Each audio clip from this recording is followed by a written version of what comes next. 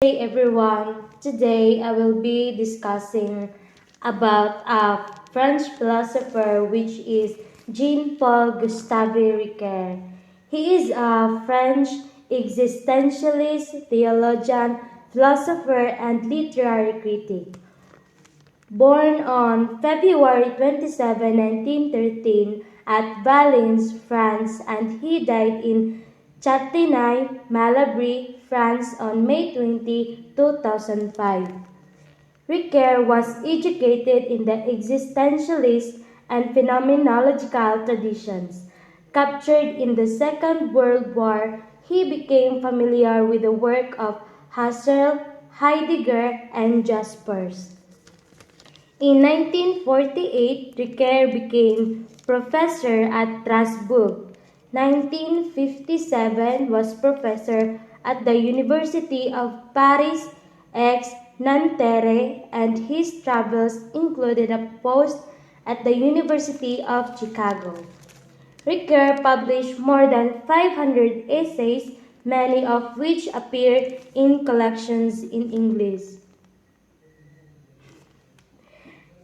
This is the major works of Ricoeur. Let's start in Freedom and Nature, the Voluntary and the Involuntary, Freud and Philosophy, an Essay of Interpretation, the Conflict of Interpretations, Essay in Hermeneutics, the Role of the Metaphor, multidisciplinary studies of the creation of meaning in language, time, and narrative, oneself as another. So let's start in Freedom and Nature. Regarding nature, Ricoeur considered it not as a fixed reality but as something interpreted through human consciousness. He believed that our understanding of nature is shaped by language, culture, and history. Ricoeur's philosophical approach often revolved around the hermeneutics of human existence, emphasizing the interpretative nature of our experiences and the role of narrative in understanding our freedom within the context of the world. And the second one is the voluntary and the involuntary. Voluntary actions refer to those that are consciously chosen and willed by an individual. These actions result from a person's international decision-making process and reflect their autonomy and freedom. Involuntary actions, on the other hand, are those that occur without the conscious choice or intention of the individual. These actions may be driven by external forces, instincts, or circumstances beyond one's control. And the third one is Freud and Philosophy. Freud and Philosophy by Ricoeur delves into the philosophical implications of Freud's psychoanalytic theories and addressing issues of interpretation, language, and meaning in the context of psychology. And the fourth one is An Essay of Interpretation. Explore his hermeneutic philosophy, emphasizing the importance of understanding text and language in the context of interpretation. It might delve into Ricoeur's concept at distantiation, where interpretation involves a fusion of horizons between the text and the reader. Additionally, the essay could discuss his notions of narrative identity time and the dialectic of explanation and understanding. And the fifth one is the conflict of interpretation. One key conflict revolves around the balance between his hermeneutical philosophy and his later emphasis on narrative identity. Some see a tension between his earlier focus on interpretation and the later emphasis on narrative, questioning how this aspect in his overall philosophical framework. Scholars also debate the extent to which Ricoeur's ideas align with existentialism, phenomenology, and structuralism. The sixth one is Essay in Hermeneutics. Paul Ricoeurs Hermeneutics offers us a sophisticated and evolving framework for interpreting text and human experiences. By incorporating elements of phenomenology, existentialism, and semiotics, Ricoeur enriches the hermeneutical tradition, inviting interpreters to engage in a reflective and self-aware dialogue with the text they encounter. The emphasis on distanciation, suspicion, and the hermeneutical contributes to a more nuanced understanding of interpretation as a dynamic and transformative. The seventh is the role of the metaphor. According to Ricoeur, metaphors enable us to grasp abstract or unfamiliar ideas by connecting them to more familiar and concrete images. Ricoeur explored the hermeneutical function of metaphor, highlighting its ability to facilitate interpretation and bring about new layers of meaning. Metaphors for Ricoeur serve as a form of linguistic mediation, allowing us to navigate between language and the world it seeks to describe. Ricoeur also delved into the idea of semantic innovation through metaphor, suggesting that metaphors contribute to the evolution of language and thought by introducing fresh perspectives and insights. The 18th major works of Ricoeur is multidisciplinary studies of the creation of meaning in language, time, and narrative. Paul Ricoeur, a prominent French philosopher, delves into the multidisciplinary exploration of meaning in language, time, and narrative in his works. Time and narrative is a key work where he examines the intricate relationship between temporal experience and storytelling, illuminating how narrative shape our understanding of time. Ricoeur's exploration of language in the role of metaphor and the conflict of interpretations further enriches the interdisciplinary study, emphasizing the role of metaphor and interpretation in constructing meaning. And the last one is the Oneself as Another, a philosophical work by Ricoeur. Published in 1990, the book explores the nature of selfhood, personal identity, and the relationship between self and others. The concept of oneself. So, what is hermeneutics? Hermeneutics branch of knowledge that deals with interpretation, especially of the Bible, of literary text. Ricoeur hermeneutics work with a method that mediates and negotiates rather than removes a conflict of interpretation. Hermeneutics phenomenology has been used widely by researchers to understand life's experience. This methodology asserts that individual people are as unique as their life story. Paul Ricoeur, a prominent figure in hermeneutic philosophy, a key figure in understanding human realities and interpretation complex concepts. His work, Time and Narrative, and the conflict of interpretation introduced concepts like memetic, hermeneutic, symbols, and hermeneutic conflict. Paul Ricoeur's work, The Time and Narrative. Paul Ricoeur was a French philosopher known for his contribution to hermeneutics and phenomenology. His work explored the nature of interpretation, narrative, and relationship between language and reality.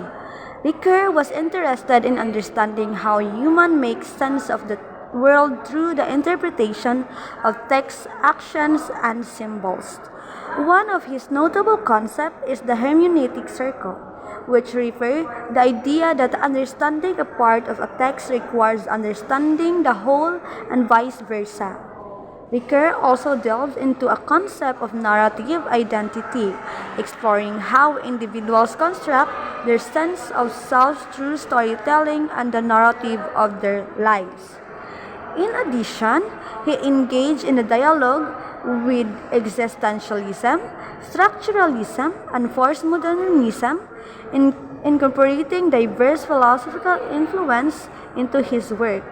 Ricoeur, writing Oder, bridged the gap between analytical and continental philosophy, making him a significant figure in 20th century philosophy.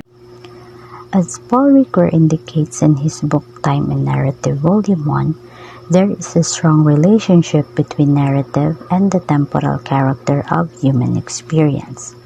According to him, time becomes human time to the extent that it is organized after the manner of a narrative. So narrative, in turn, is meaningful to the extent that it portrays the features of temporal experience. To show this close relationship, he studies two different texts from different views, independent historical introductions to the thesis of the reciprocity between narrativity and temporality. First, the theory of time in Augustine's work, and second, the theory of plot in Aristotle's. So, Ricoeur argues that any philosophical mode for understanding human existence must employ a composite temporal framework. The only suitable candidate here is the narrative model. Ricoeur links narrative temporal complexity to Aristotle's characterization of narrative as the imitation of an action. Ricoeur's account of the way in which narrative represents the human world of acting turns on three stages of interpretations that Paul Ricoeur calls mimesis. So, mimesis 1 is the prefiguration of the field of action, mimesis 2, configuration of the field of action, and mimesis 3 is the refiguration of the field of action.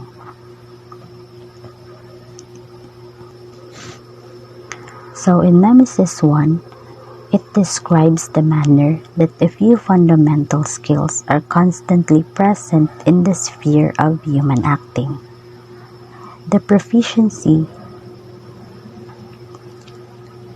for example, the proficiency in the language of the action conceptual network as demonstrated by the capacity to pose questions about who, what, how, why, and who to side with or against.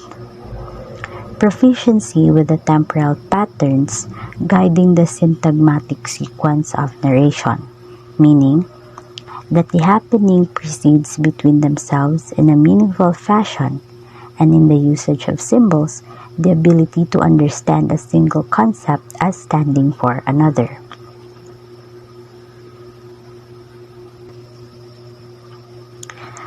So, mimesis 2 concerns narrative emplotment. So, when we say narrative emplotment, it brings the diverse elements of a situation into an imaginative order, in just the same way as does the plot of a story. So, emplotment here has a mediating function. It configures events, agents, and objects and renders those individual elements meaningful as part of a larger whole in which each takes a place in the network that constitutes the narrative's response to why, how, who, where, when, and etc. By bringing together inacccordant factors into its syntactical order, emplotment creates a concordant discordance, or a tensive unity which functions as a description of a situation in which the internal coherence of a constitutive elements endows them with an explanatory role. A particularly useful features of narrative which becomes apparent at the level mimesis 2 in the way in which the linear chronology of emplotment is able to represent different experiences of time. What is depicted as the past and the present within the plot does not necessarily correspond to the before and after of its linear. Episodic structure, for example, a narrative may begin with a culminating event, or it may devote long passages to events depicted as occurring within relatively short periods of time. Dates and times can be disconnected from their denotative function, grammatical tenses can be changed, and changes in the tempo and duration of scenes create a temporality that is lived in the story that does not coincide with either the time of the world in which the story is read, nor the time that the unfolding events are said to depict.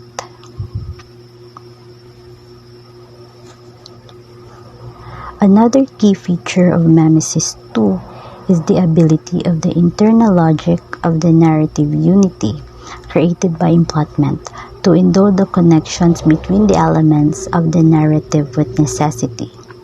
So in this way, emplotment forges a causal continuity from a temporal succession and so creates the intelligibility and credibility of the narrative.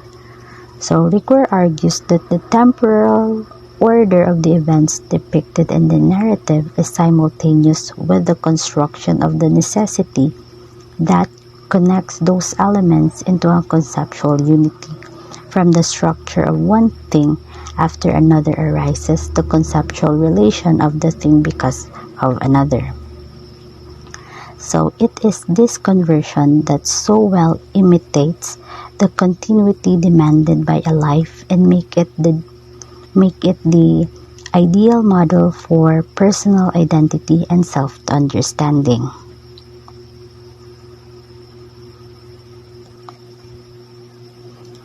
And lastly, the mimesis 3. So mimesis 3 concerns the integration of the imaginative or fictive perspective offered at the level of mimesis 2 into actual lived experience. The Ricoeur's model for this is the phenomenology of reading, which he describes as the intersection of the world of the text and the world of the reader.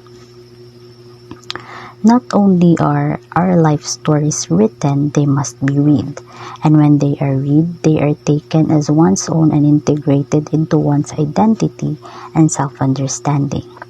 So the mimesis 3 affects the integration of the hypothetical to the real by anchoring the time depicted or recollected or imputed. In a dated now and then of actual lifetime, mimesis is a cyclical interpretative process because it is inserted into the passage of cosmological time. So as time passes, our circumstances give rise to new experiences and new opportunities for reflection. We can redescribe our past experiences, bringing to light unrealized connections between agents, actors, circumstances, motives, or objects by drawing connections between the events retold and events that have occurred since, or by bringing to light untold details of past events.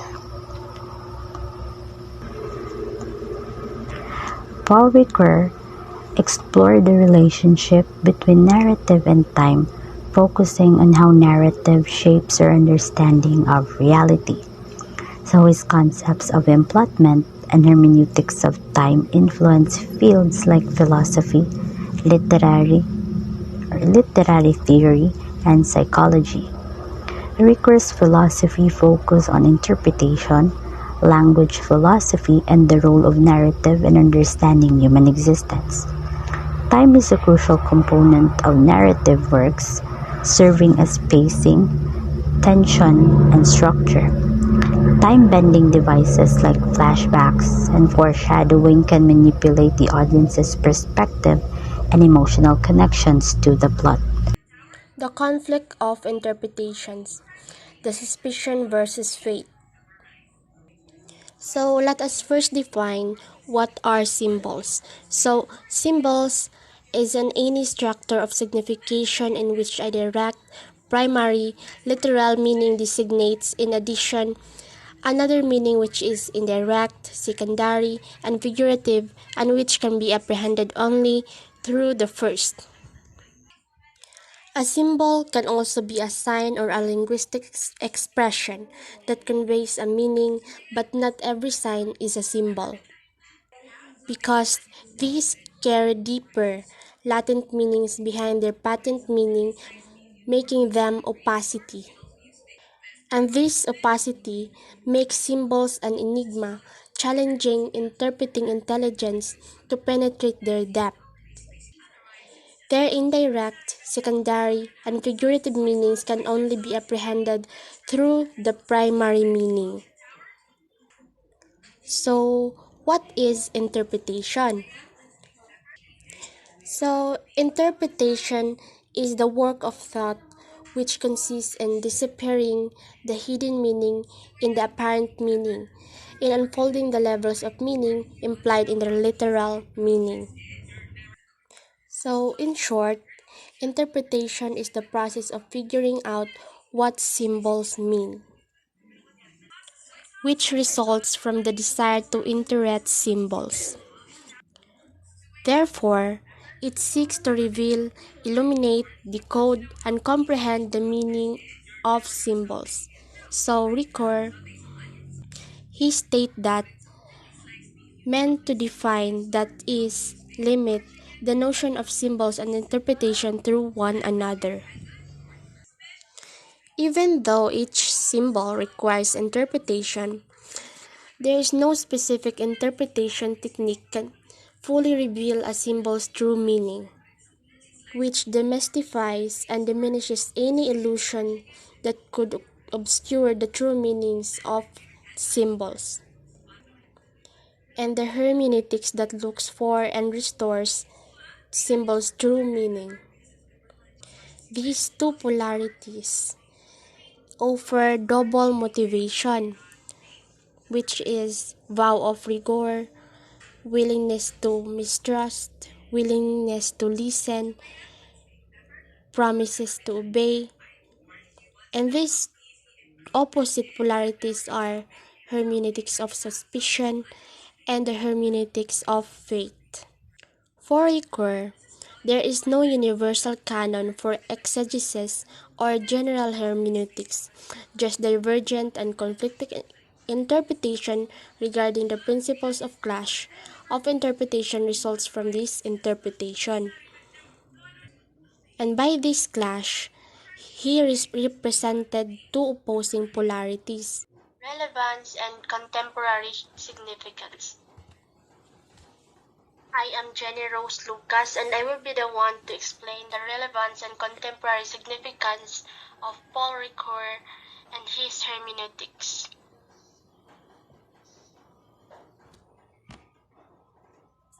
As we all know, Ricoeur is widely recognized as one of the most distinguished philosophers of our time. Paul Ricoeurs hermeneutics continue to hold relevance, focusing on interpretation theories and human nature. These theories provide approach through which researchers using hermeneutics can achieve congruence between philosophy, methodology, and method. This also acknowledges the interrelationship between epistemology, the interpretation, and the ontology, which is the interpreter.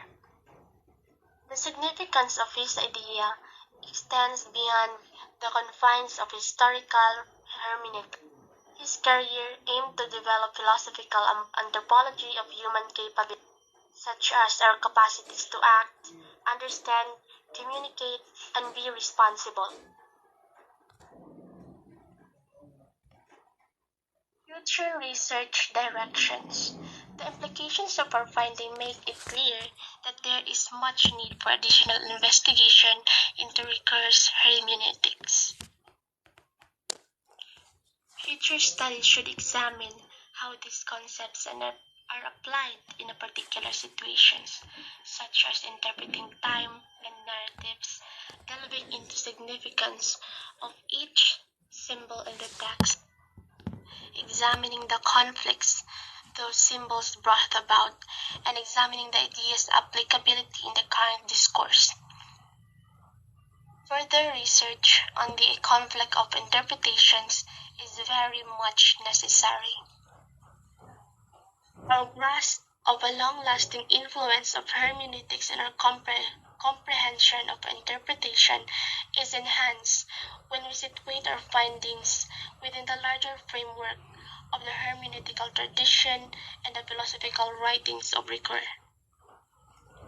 Within this framework, we continue to investigate how story aids in the understanding and interpretation of historical events. In conclusion, Paul Ricoeur, a French philosopher, made significant contribution to hermeneutics and phenomenology. Without specific detail about which conclusion you're referring to, I'll provide a general overview.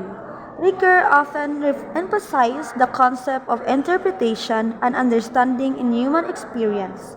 His conclusion often revolved around the idea of achieving a deeper understanding of oneself and others. Through the process of interpretation, narrative, and dialogue, he sought to bridge the gap between the selves and the others, exploring the role of language and narrative in shaping our understanding of reality.